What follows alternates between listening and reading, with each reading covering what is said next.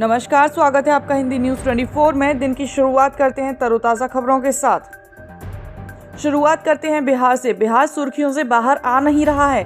बिहार में लगातार घटनाएं बढ़ती जा रही हैं। बिहार के बक्सर में किसानों का उग्र प्रदर्शन चल रहा है। किसानों ने पुलिस की गाड़ियों को फूंका, सड़क किनारे खड़े ट्रकों और कैंटरों में भी लगाई आग। किसानों को रोकने के लिए पुलिस ने की हवाई फायरिंग। दरअसल थर्मल पावर प्लांट के जमीन अधिग्रहण का है पूरा मामला, जिसके लिए मुआवजे की मांग कर रहे हैं बिहार के किसान। बीजेपी कार्यकर्ताओं ने नीतीश सरकार पर लगाया आरोप, कहा केंद्र सरकार ने तो मुआवजा दिया लेकिन राज्य सरकार ने मुआवजे को किसानों में नहीं बांटा है। बढ़े अगली खबर की तरफ तो जोशीमठ में बुलडोजर के खिलाफ विरोध प्रदर्शन।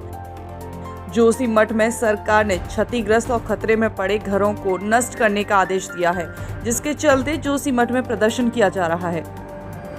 लोगों की मांग है, पहले हमें रहने के लिए जगह दें, मुआवजा दें, फिर घरों को तोड़ें। मुआवजे को लेकर प्रशासन और पीड़ितों की मीटिंग। होटल मालिक ने कहा मीटिंग रही बेनतीजा, प्रशासन ने मुआवजे पर कोई बात नहीं की। जोशीमठ में प्रदर्शन का दूसरा कारण भी है एनटीपीसी का टनल प्रोजेक्ट, जिसका विरोध किया जा रहा है। जोशीमठ में पीड़ितों का कहना है कि टनल की वजह से ही संकट आया है। होटल माउंट व्यू और मलारी, इनके पास घरों में बड़ी दरारें, कई घरों में तो पिलर भी टूटे। चमोली के डीएम ने जानकारी दी, कहा जोशीमठ में अब तक घरों को मिलाकर 723 इमारतों को लाल चिन्हित किया गया है, जिसका अर्थ है इन्हें गिराना होगा, जिसके चलते 131 परिवारों के 462 लोगों को रेस्क्यू कर लिया गया है। जोशीमठ में प्रशासन ने 1425 लोगों के लिए 344 रिलीफ कैंप बनाए हैं। पीपलकोटी में 2205 की क्षमता के लिए 491 रिलीफ कैंप रेडी हैं। जोशीमठ के प्रभावित लोगों के लिए हरिद्वार के लोगों ने राहत सामग्री भेजी, जिसमें 900 पैकेट राशन का सामान भी भेजा।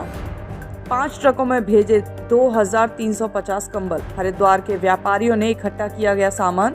अभी मेडिकल सामान के लिए तैयार की जा रही हैं अलग गाड़ियां। कर्णप्रयाग में भी जोशीमठ जैसी आपदा। उत्तराखंड के ही कर्णप्रयाग के बहुगुणा नगर में कई घरों में भी दरारें आई। बहुगुणा नगर में 1 साल से लगातार घरों में ऐसी दरारें आती जा रही हैं। उत्तरकाशी के मस्ताड़ी सहित 55 गांवों के जमींदोज होने का खतरा है। 31 साल से लगातार भूध्वंस की चपेट में है कई गांव, फिर भी नहीं रुक रहा है निर्माण कार्य। प्रशासन पूरी तरह अनजान है, अभी तक कोई भी विस्थापना नहीं हुई है। दूसरा जोशीमठ बढ़ने जा रहा है टिहरी का पिपोली खास गांव। गांव में बढ़ते जल स्तर के कारण भूदशा व घरों में आ रही हैं दरारें। आपदा पीड़ितों का किया जा रहा है हेल्थ चेकअप। शेल्टर होम में दिए जा रहे हैं खाने के पैकेट और दूध, कंबल भी बांटे गए पीड़ितों को। प्रशासन की तरफ से क्षतिग्रस्त इमारतों के लिए मुआवजा मिल रहा है। एक बिल्डिंग के लिए 1,30,000 रुपए। अब तक 10 लोगों को दिए गए हैं 13 लाख रुपए। अगली खबर तमिलनाडु से। तमिलनाडु विधानसभा में काले कपड़े पहनकर किया गया प्रदर्शन। तमिलनाडु के पूर्व सीएम पलानीस्वामी की अगुवाई में सभी कार्यकर्ताओं ने काले कपड़े पहनकर प्रदर्शन किया। विधानसभाओं में नेताओं की सीट क्रम का लेकर किया जा रहा है विरोध। बढ़े अगली खबर की तरफ तो धर्मांतरण को लेकर सीएम बघेल का बीजेपी पर हमला। छत्तीसगढ़ के सीएम भूपेंद्र बघेल ने कहा, देश भर में धर्मांतरण के मामले बढ़ते जा रहे हैं, बीजेपी संसद में धर्मांतरण पर बिल क्यों नहीं लेकर आती। अगली खबर आरएसएस से। आरएसएस के संचालक मोहन भागवत ने कहा, इस्लाम को भारत में कोई खतरा नहीं है, बस मुसलमानों को हम बड़े हैं, ये भाव छोड़ना होगा। हिंदुओं की प्रवृत्ति तो सबको अपना मानने में है और सबको साथ लेकर चलते हैं हिंदू। अगली खबर दिल्ली से। दिल्ली में सरेआम एएसआई को चाकू से मारकर मौत की गई। एएसआई की मौत पर सीएम केजरीवाल ने जताया दुख, कहा शहीद के परिजनों को 1 करोड़ रुपए की मदद करेंगे।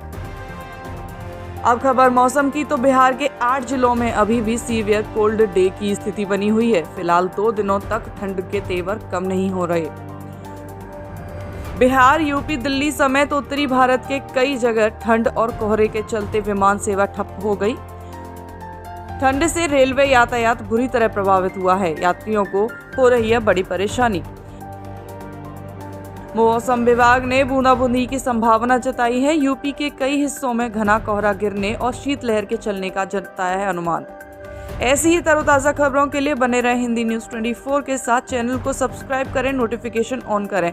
मिलते हैं नई अपडेट के साथ हिंदी न्यूज़ 24 पर।